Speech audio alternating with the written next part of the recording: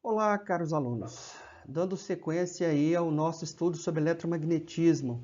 Nas aulas passadas, nós já havíamos feito um estudo sobre campo elétrico, né, como é que ele se dava na forma de cargas pontuais e como é que esse campo elétrico acontecia por meio de distribuição contínuas de carga. Hoje nós vamos ver um pouquinho sobre fluxo elétrico. Para tanto, nós vamos começar vendo aqui o experimento feito por Faraday, né, como é que o que ele fez e quais foram as conclusões que ele chegou acerca de fluxo elétrico. Vamos ver a lei de Gauss, né? Gauss ele aproveitou os experimentos de Faraday e fez uma proposição matemática que pudesse validar esses experimentos de Faraday. Aí, na sequência, nós vamos ver um pouquinho sobre as linhas de fluxo elétrico, mais sobre a interação, né, de objetos eletricamente carregados, como o que acontece quando esses objetos entram em contato com essas linhas de fluxo elétrico. E, por fim, a gente encerra a aula de hoje por meio de alguns exercícios para validar o conhecimento adquirido. Então, vamos lá. Um estudo sobre fluxo elétrico. Faraday, então, realizou um experimento que eu diria bastante simples para os dias atuais, mas inventivo para a época. Ele pegou duas esferas, colocou-as de forma concêntrica, aterrou essa segunda esfera para eliminar toda a carga que ela porventura possuísse, carregou a esfera interna com uma determinada carga Q e observou que essa carga ela se transferiu para a esfera mais externa. E aí ele chegou a algumas conclusões. Faraday chamou então essa transferência de carga entre as esferas de fluxo elétrico. Ele também observou que essa carga na esfera mais externa ela se distribuía de forma bastante uniforme. E isso facilitaria bastante os cálculos, porque a esfera é uma figura geométrica conhecida. Deixa eu apagar isso aqui. Então, nós poderíamos substituir a densidade superficial de carga, que nós já havíamos estudado, como sendo a carga por unidade de área, e essa área seria então agora a área da esfera. Nós já havíamos efetuado um estudo sobre o campo elétrico com cargas pontuais. E se nós compararmos isso, vamos observar que essa parte destacada em vermelho é exatamente a densidade superficial de carga. Ora, então agora a gente conseguiria efetuar o cálculo de campo elétrico não mais sobre uma carga pontual, e sim sobre a densidade de carga, ou seja, sobre uma distribuição contínua de carga. Então, se nós efetuarmos essas substituições, nós vamos chegar a essa equação de campo elétrico. E, por conseguinte, a densidade superficial de carga ela poderia então ser dada pela permissividade do meio, que aqui eu coloquei como sendo o vácuo, vezes o campo elétrico. Também sobre essas questões foi Gauss. Gauss ele aproveitou os estudos de Faraday para tirar algumas conclusões. Gauss então imaginou o seguinte, e eu acho que aqui está a grande genialidade dele, foi na abstração do modelo.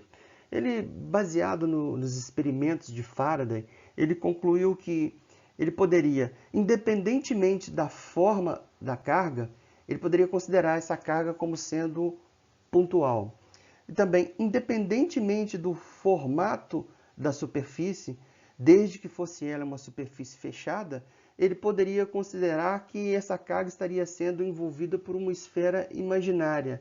Eu vou tentar desenhar aqui uma esfera. Bom, os senhores hão de me perdoar, né? Eu não sou muito bom em desenho.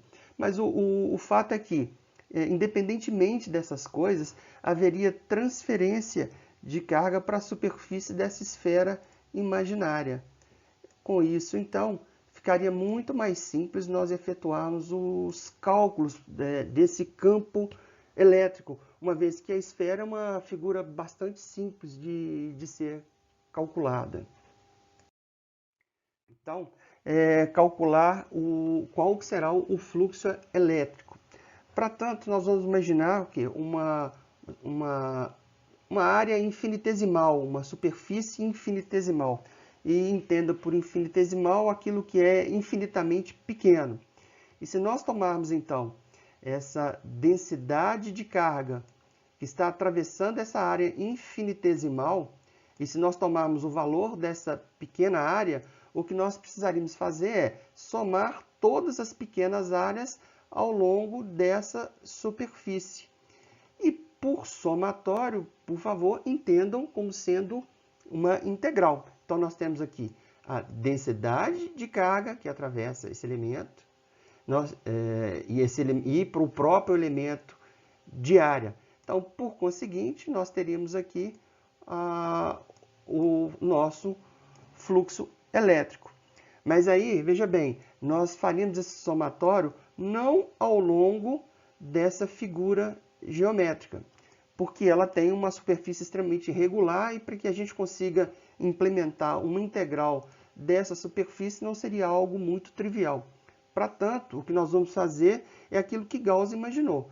Nós vamos colocar aqui uma esfera imaginária e vamos pegar um elemento superficial de área. Esse elemento é infinitesimal, então nós temos aqui a normal desse elemento, que é o elemento de área, e vamos pegar aqui a densidade de carga que atravessa essa pequena região, mas não mais, conforme eu disse, dessa figura irregular, e sim da minha esfera. E aí a gente tem, então, algumas possibilidades de utilizar nesse nosso somatório. Se nós tivermos aqui como medida o campo elétrico, ou medida de laboratório, ou uma informação de problema, nós usaríamos, então, essa equação. Ou se nós tivéssemos aqui o valor da carga e não do campo elétrico, então nós utilizaríamos essa densidade de carga aqui nessa equação. Vamos então para um primeiro exemplo, onde eu quero calcular o fluxo elétrico que atravessa uma esfera com uma carga Q. Lembrando aos senhores que essa carga, conforme pontuado por Gauss, ela precisa estar no centro dessa esfera imaginária. Essa carga ela não necessariamente precisa ser pontual, ela pode ser uma carga de formato qualquer. E também essa minha superfície ela não necessariamente precisa ser uma esfera. Ela pode também ter qualquer formato, conforme nós já vimos. Nós só vamos tomá-la como uma esfera para poder facilitar os nossos cálculos. E aqui o que se deseja saber é qual o fluxo elétrico que atravessa a superfície dessa esfera. Nós já havíamos feito uma revisão de coordenadas esféricas. Então aqui eu vou apenas recordar alguns passos para que facilite a compreensão do nosso exercício. Numa integral tripla ou numa integral de volume, a primeira coisa a se fazer é gerar esse elemento de volume, ou seja, gerar os elementos que farão o somatório nessas três dimensões para que a gente tenha o volume. E a primeira delas é o raio, que eu vou chamar aqui de ρ. Então, o que eu preciso fazer? Eu preciso ir somando pequenos pontos ou pontos infinitesimais de raio até completar o raio como um todo. Então, a gente chama esses elementos diferenciais de dρ. E esse raio, então, ele precisaria variar. Esse meu ρ, ele precisaria variar do início ao fim do raio, ou seja, da posição original aqui, do zero, até a posição final, que é o meu próprio raio. O segundo elemento que eu preciso é fazer esse raio, então, variar. Para isso, eu preciso alterar aquilo que a gente chama aqui de φ. Eu preciso fazer pequenos incrementos nesse ângulo, portanto, o que eu preciso é de um dφ, ou um elemento diferencial de φ. E essa variação, ela terá que ser feita nesse sentido aqui. Eu vou completar esse aqui não ficou bom, deixa eu apagar. Eu vou completar esse eixo, para eu ter a parte negativa. Bom, faz de conta que isso é uma reta. E eu preciso, então, fazer uma variação desse φ do início até o fim dessa minha reta. Não ficou bom não, mas espero que vocês tenham entendido. E essa variação nada mais do que uma variação em 360 graus. Então, o meu φ, tá aqui o meu φ, ele vai variar do início ao fim. Eu falei 360 graus, mas na verdade isso aqui é só 180. Então, ele vai variar de 0 a 180 graus ou de 0 a π. É a mesma coisa. Feito isso, o que eu preciso agora variar na linha do Equador, ou seja, fazer um giro completo. O que eu formei até agora, na verdade, foi uma pequena fatia. Né? Por analogia, uma melancia, eu teria gerado essa pequena fatia aqui, ó, daqui até aqui. O que eu preciso agora é somar essas infinitas fatias ao longo da minha esfera. Para tanto, eu preciso fazer uma variação nesse sentido aqui, ó. Eu preciso girar ou somar 360 graus para que eu tenha todas as fatias e, portanto, eu teria a melancia completa, que, portanto, eu teria o volume dessa melancia. Então, essa variável, ela é o θ, então a gente teria aqui uma pequena variação incremental de θ, portanto, um dθ. E esse θ ele também variaria do início ao fim. Então, eu precisaria da posição original, eu sairia daqui, por exemplo, que é o 0, e daria a volta completa. Portanto, eu andaria 2π, ou seja, 360 graus. Então, tem aqui o meu 2π. Esses são os parâmetros que eu tenho para uma integral de volume. Mas eu não preciso aqui de uma integral de volume. A carga ela se distribui na superfície de uma esfera. O que eu preciso, então, é uma integral dupla e não uma integral tripla. Mas eu vou me valer das coordenadas esféricas, porque elas são muito mais fáceis face ao objeto, que é uma esfera, do que se nós usássemos parâmetros de integral retangular. Então, vamos lá montar essa integral de superfície. Tenho aqui, então, a minha definição de integral de volume. Mas veja bem, eu não preciso de calcular volume, eu preciso de calcular área, porque conforme dito por Faraday, as cargas se distribuem ao longo da superfície dessa esfera. Então, eu não preciso da variação desse raio, eu posso substituí-lo por uma constante aqui, que é o R, que é o nosso próprio raio.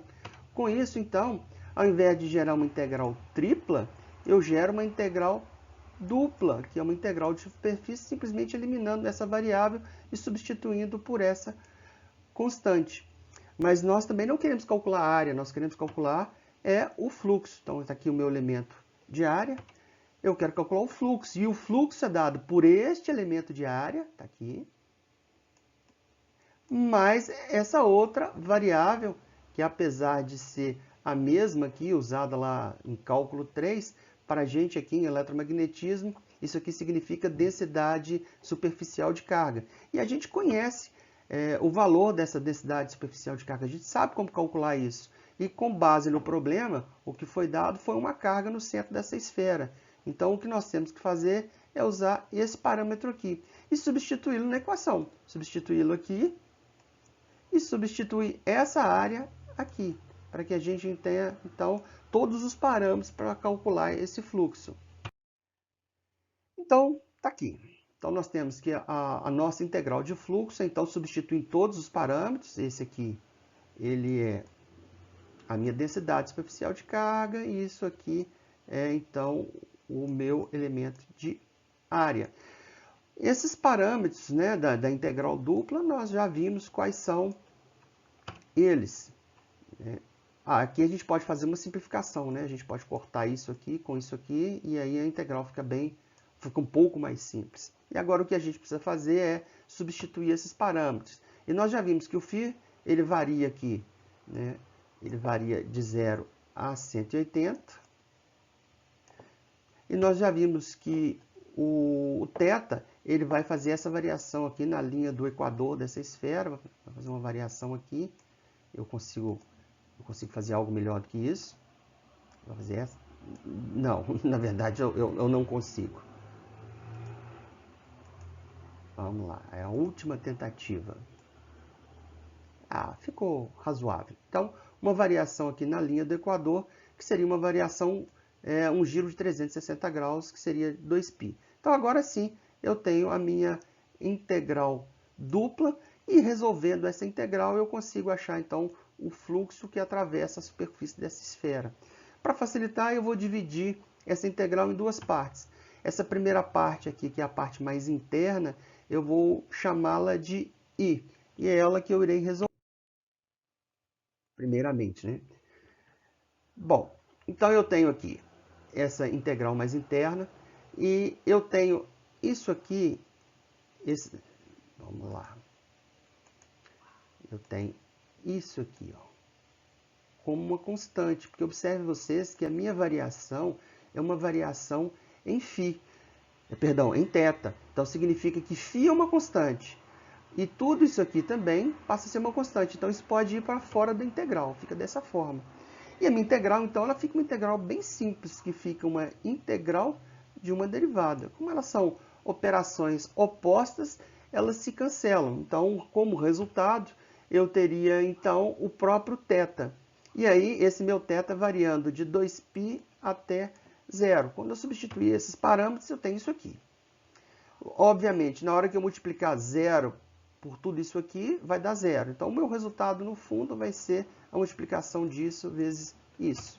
Então, eu tenho aí o meu I como resultado, e eu posso simplificar, né? Eu posso simplificar esse 2π com esse 4π, e aí o meu resultado final de I, dessa integral mais interna aqui, é esse. O que eu preciso fazer, então, é substituir todo esse resultado aqui, para uma pequena curva aqui, mas eu preciso substituir aqui para poder fazer uma nova interação. Né?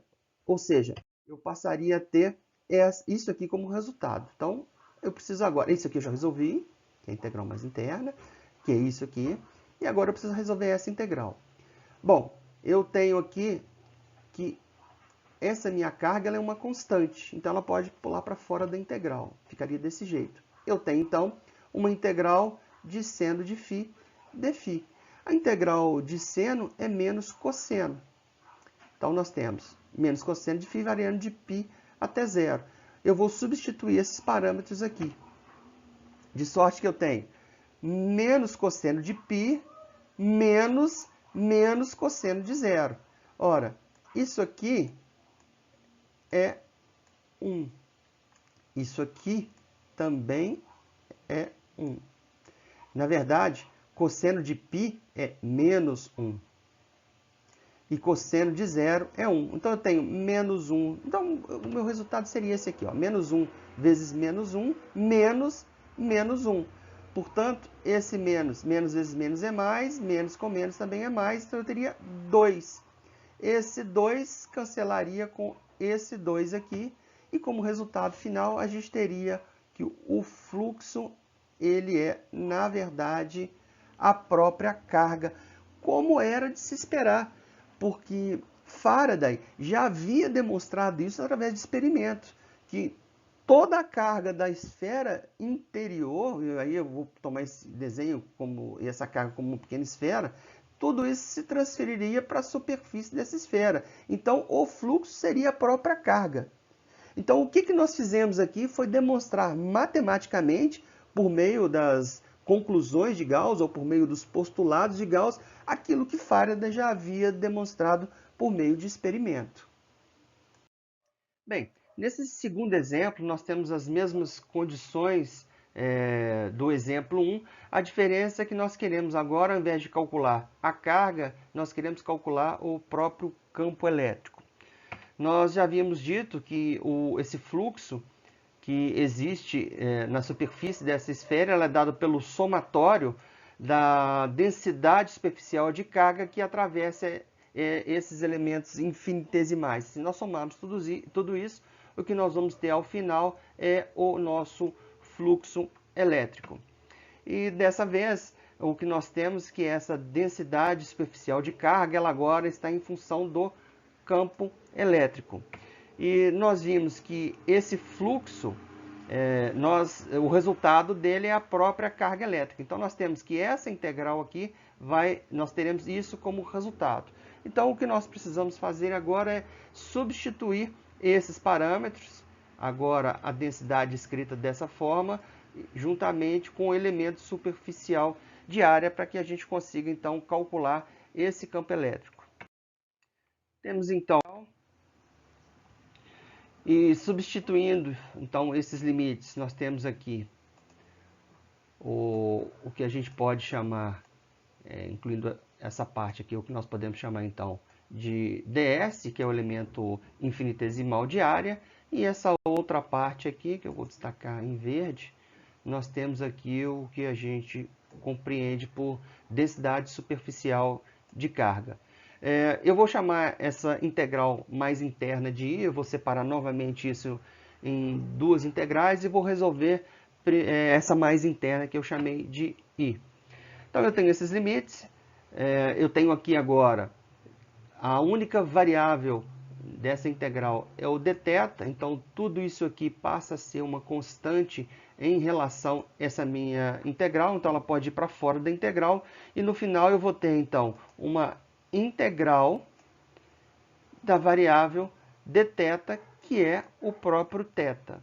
Então agora basta substituir esses limites de integração aqui nessa variável, e na hora que eu fizer as devidas multiplicações, multiplicar esse termo por 2π e esse termo por zero, essa última parte se cancela, de sorte que o resultado final da minha integral I é esse que nós temos aí. Então basta agora que eu substitua esse resultado aqui nessa integral, para eu fazer a integração dessa segunda parte. Assim sendo, então eu passo a ter resolvido essa integral mais interna, eu tenho agora a última integral a fazer para que eu consiga determinar qual que é a carga. E observem vocês que a minha variável agora, ela é o dφ. Portanto, tudo isso aqui é constante em relação a essa variável. Ela pode pular para fora, e então eu passo a ter uma integral de seno de φ dφ. E a integral de seno é menos cosseno. Substituindo então esses limites agora nesse resultado, o que nós vamos ter é integral de menos cosseno de π menos cosseno de zero. Como nós já vimos, isso aqui é menos 1. A integral de cosseno ela é 1. Então, o que nós vamos ter aqui é que este resultado ele passa a ser igual a 2. Então, assim sendo, nós temos que o resultado dessas duas integrais vai nos dar, então, a carga, que é o resultado que nós havíamos obtido antes, com esses valores aqui. Então, dessa integral, esse valor, e se nós isolarmos aqui o campo elétrico nessa equação, chegamos nesta equação aqui. Se nessa equação nós nos valemos, substituímos algumas dessas variáveis por uma variável já conhecida, que é exatamente a constante de proporcionalidade, nós podemos reduzir essa equação de campo elétrico nessa última aqui. E observem vocês que nós estamos calculando um campo elétrico para uma carga pontual no interior de uma esfera. E nós chegamos no mesmo resultado que havíamos chegado antes por outro método, que é o método lá proposto por Coulomb. E que ele pegou a própria definição de campo elétrico, que é força sobre carga. E força, então, se nós substituirmos aqui pelo postulado de Coulomb, nós vamos ter essa expressão. E se nós pegarmos essa expressão, dividirmos pela própria carga, que é a carga que vai provocar a reação, é a carga 2, nós fizemos essas simplificações aqui, nós vamos chegar, então, de fato, nesse mesmo resultado. Ou seja, mais uma vez, nós estamos validando o método proposto por Gauss, para que a gente consiga, então, efetuar esses cálculos, tanto de fluxo quanto de campo elétrico.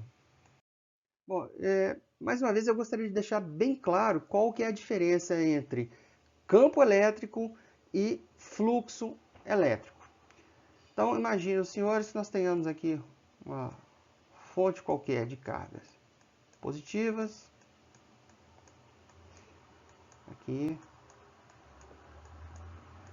e tenhamos aqui cargas negativas, distribuídas ao longo de uma barra, por exemplo. Quando nós tivermos essas cargas próximas umas das outras, nós vamos evidenciar aqui no meio um campo elétrico. Aqui, ó. Esse campo elétrico ele vai então começar a circular. A essa circulação, nós damos o nome de fluxo elétrico. E aí, mais uma vez, é preciso entender o conceito desse campo elétrico. Nós acabamos de dizer que ele é dado por força. Opa, eu realmente consigo fazer melhor do que isso. Então, ele é igual a força por unidade de carga. Então, isso significa que se nós pegarmos aqui uma carga qualquer, aqui, eu vou chamar aqui de Q1, e se nós aproximarmos dessa carga Q1, uma segunda carga, que eu vou chamar aqui de Q2, se nós girarmos lentamente, ou com uma certa velocidade, essa carga Q2 no entorno de Q1, essa carga Q1 vai evidenciar ao longo de toda essa trajetória uma força, que é a força estabelecida lá pela lei de Coulomb. Ora, o que de fato essa carga 1 está evidenciando é um campo de força em volta dele. Ora, isso é interessante, porque se nós então arremessarmos, né, nas cercanias deste campo uma outra carga qualquer, né, de qualquer valor, seja ela positiva ou negativa, essa carga aqui então vai evidenciar ou vai sofrer reflexo da força gerada por esse campo. Não, com isso, a gente consegue produzir alguns equipamentos interessantes, mas nós vamos ver isso daqui a pouco. Nesse momento, eu quero chamar mais uma vez a atenção para essas linhas de campo elétrico. E elas necessariamente não precisam estar envolvidas por uma esfera, ela pode estar envolvida por um objeto qualquer. E a esse objeto nós damos superfícies, que elas não necessariamente precisam ser esféricas, nós damos o nome de superfícies gaussianas. E aqui a gente precisa fazer uma observação. Bom, então, nós temos aqui 3 superfícies a considerar. Temos aqui a superfície 1, que ela envolve uma carga positiva. Então, eu tenho linhas que saem dessa superfície. Eu tenho aqui uma superfície que eu chamei de 3, que envolve uma carga negativa. Então, nessa carga negativa, as linhas de campo elétrico elas vão entrar nessa superfície. De sorte que eu poderia ter as seguintes equações. Então, o fluxo elétrico da primeira área, como são linhas que saem, eu tenho aqui, então, evidenciando uma carga positiva. Nessa segunda área, eu tenho um fluxo 3, que como são as linhas que entram, uma carga negativa. E como seria, então, nessa superfície do meio, a superfície 2? Ora, nós temos cargas que entram nessa superfície e linhas que entram e linhas que saem dessa superfície. Então, quando nós somarmos essas cargas geradas pelas linhas que entram e as linhas que saem, nós vamos ter que o fluxo elétrico nessa região aqui, ele será igual a zero. Nós temos aqui um fluxo diferente de zero, aqui um fluxo diferente de zero, mas aqui nessa região esse fluxo será exatamente igual a zero. Bom, então agora a gente precisa considerar, além desse fluxo, o ângulo que ele faz com a superfície normal. Eu havia mostrado para vocês, discutido sobre essa figura aqui, falado sobre o elemento diferencial de área, que ele tem aqui uma normal, que a gente chama de ds, e por essa superfície vai fluir aqui uma certa densidade superficial de carga, mas pode ser que o ângulo não seja zero. No exemplo anterior, que nós calculamos de uma esfera, por que eu não levei em consideração esse ângulo? Porque essa linha se deslocava na mesma direção do raio. Portanto, como o ângulo entre elas era zero, cosseno de zero é 1, eu não precisei levar isso em consideração na minha equação.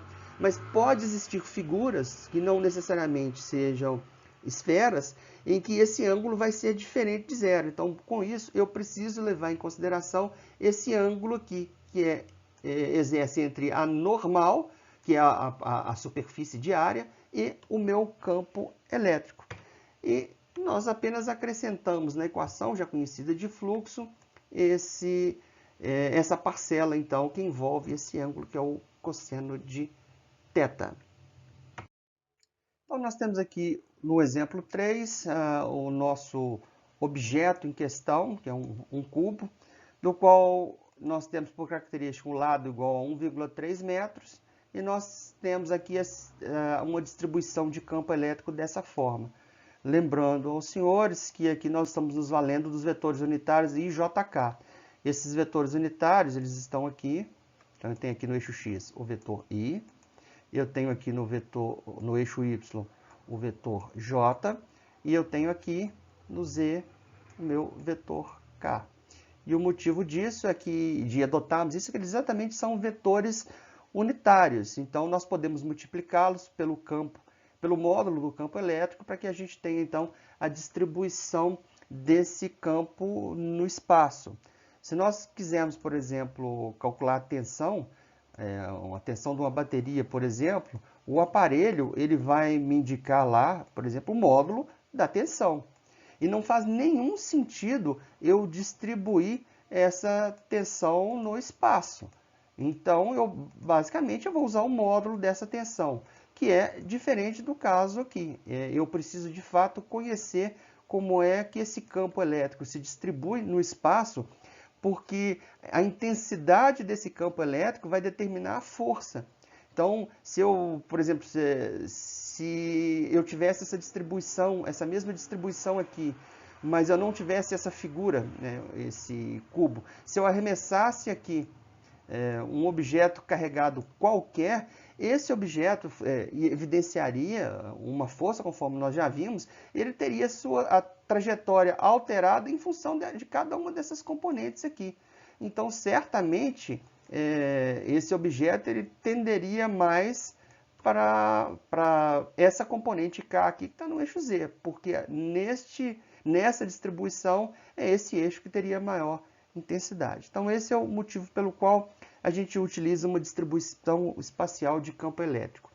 Então, nós temos a nossa equação aqui, onde a gente considera o fluxo, né, o campo elétrico, esse elemento de área infinitesimal que está sendo atravessado, e mais o ângulo que esses dois elementos fazem entre si. Se a gente efetuar um estudo nesse objeto, e aqui está pedindo na face direita do cubo, que é exatamente essa face aqui, nós vamos ter aqui esse elemento de área, ele é perpendicular, ele é, portanto, um vetor normal à minha superfície, que é essa superfície aqui. E nós temos o campo elétrico, a componente de campo elétrico positiva, portanto, ela está saindo do objeto. E o ângulo entre eles, então, o cosseno do ângulo é zero, ou seja, eles estão no mesmo sentido. Então, nós teremos uma equação com esses valores. Isso aqui, cosseno de zero, a gente sabe que é 1. Esse foi o motivo pelo qual eu não utilizei esse cosseno lá, conforme já dito, na esfera, porque as linhas de fluxo elas estavam na mesma direção do raio, portanto o ângulo era zero. Se eu efetuar esses cálculos aqui, eu vou chegar no valor de 5,7 newtons metro quadrado por coulomb. Um quarto exemplo aqui, é a condição muito semelhante à anterior. Eu tenho aqui 1,3 metros de comprimento aqui, né, do lado da minha figura. E eu tenho agora um campo elétrico distribuído espacialmente diferente. Eu quero saber nessa mesma face como agora seria esse fluxo elétrico. Então, basicamente, nós vamos seguir os mesmos passos, fazer a análise das componentes. Eu continuo tendo uma componente normal, que é o meu elemento infinitesimal de área, ele é perpendicular aqui a superfície desse cubo. E eu tenho agora que a minha componente ela é negativa. Eu estou considerando somente a componente na face direita do cubo. Então ela agora está entrando nesse cubo. Daí o cosseno já deixa de ser zero e passa a ser 180. E o cosseno de 180 é menos 1. Então a gente tem como resultado esse valor aí para o fluxo, considerando apenas nessa face aqui do cubo, ok? Então, uma aplicação, né, para campo elétrico e fluxo elétrico é o sistema de impressão de uma impressora jato de tinta, onde nós temos aqui duas placas que a gente usa para fazer a deflexão. Então, nós vamos carregar eletricamente essas placas com cargas opostas. Temos aqui uma cabeça de impressão. Então, todo esse conjunto ele vai se deslocar dentro aqui da impressora. A gente chama isso de carro de impressão. E essa tinta, então, vai sendo guiada e liberada no papel, que é aqui na nossa representação, está aqui embaixo. Então, o que nós temos? Essas placas aqui, no nosso exemplo, são carregadas de forma positiva e negativa. Nesse momento surge então um campo elétrico e as linhas, né, o deslocamento dessas linhas, a gente tem aquilo que nós já denominamos por fluxo elétrico. A partir daí, então, a tinta ela é gerada nessa cabeça de pressão, onde o volume ele precisa ser calculado. Existe um sistema que efetua não só o cálculo, né, da abertura desse bocal. Isso é feito lá na disciplina de mecânica dos fluidos, nós já vimos isso em outro momento, para que essa gotícula seja desprendida com um determinado volume. E lá é onde ocorre, né, essa mistura de tinta, que a gente chama de RGB, é o vermelho, o azul e o amarelo. E a partir daí você tem a gota formada, e aí o que se faz é soltar essa gota dentro desse campo elétrico. Então, no nosso exemplo, essa gotícula tinha carga negativa, então ela vai ser atraída por essa placa defletora, fazendo a deposição numa determinada região. Se nós tivermos agora uma carga positiva, essa carga ela vai ser atraída por essa outra placa aqui. E se nós tivermos, por fim, uma carga neutra, esse campo elétrico ele não interfere nessa carga, né, nessa gotícula, ela vai cair por gravidade. Então, controlando o valor da carga elétrica da gotícula que a gente consegue guiar essa gota para que ela seja depositada no papel na posição que se precisa que ela seja depositada. E aí as equações que nós temos são equações já conhecidas. A primeira lá, numa das leis de Newton, nós temos que força é igual a massa vezes aceleração. Mas nós estamos falando aqui de força elétrica, né? E a gente tem, por definição, que campo elétrico é força por carga. Por conseguinte, a gente consegue isolar a força aqui e substituir nessa equação, de modo que nós tenhamos uma equação resultante, que é essa aqui, envolvendo 4 termos. E aí, basta que a gente tenha 3 desses termos para que a gente consiga descobrir o quarto dele. Então, por exemplo, se nós tivermos aí o valor da carga, o valor da massa dessa gota e a aceleração com que ela é feita dentro do sistema, a gente conseguiria, por exemplo, calcular o campo elétrico. Nós temos alguns exercícios que são propostos para vocês. De que ou vocês parem a apresentação ou dê um print na tela para que para que vocês tenham acesso aos dados. Então, basicamente, o que se deseja saber aqui é qual que é a carga que uma gota de tinta precisaria ter aqui, né, nesse sistema de impressão, considerando que a massa dessa gota, perdão, seria de 10 a menos 6 kg, ela seria acelerada nesse sistema em 2 metros por segundo ao quadrado e ela estaria sendo solta dentro desse campo elétrico que teria esse valor. Então, se vocês substituírem isso na equação, vocês vão chegar aí numa carga necessária para essa gotícula de 0,4 picocoulomb. Ótimo. O segundo exercício, o que se deseja aqui é calcular qual que é a distância, né, que uma partícula ela vai andar dentro de um campo elétrico com com essa intensidade, sendo que a carga ela teria esse valor. Então, quando a gente soltar essa carga dentro de um campo elétrico, ela vai se deslocar e ela vai se deslocar a uma determinada distância, e é essa distância que a gente gostaria de saber qual que é. Façam esses exercícios, qualquer dúvida postem para mim, que eu passo detalhes ou resolvo junto com vocês num segundo momento para tirar dúvidas, ok? Bom, o resultado então que vocês deverão encontrar é esse, né? Essa carga vai se deslocar 5,7 metros dentro desse sistema. Caros alunos, chegamos ao fim dessa aula e espero que vocês tenham gostado e eu vejo vocês no próximo encontro. Até lá, um grande abraço a todos.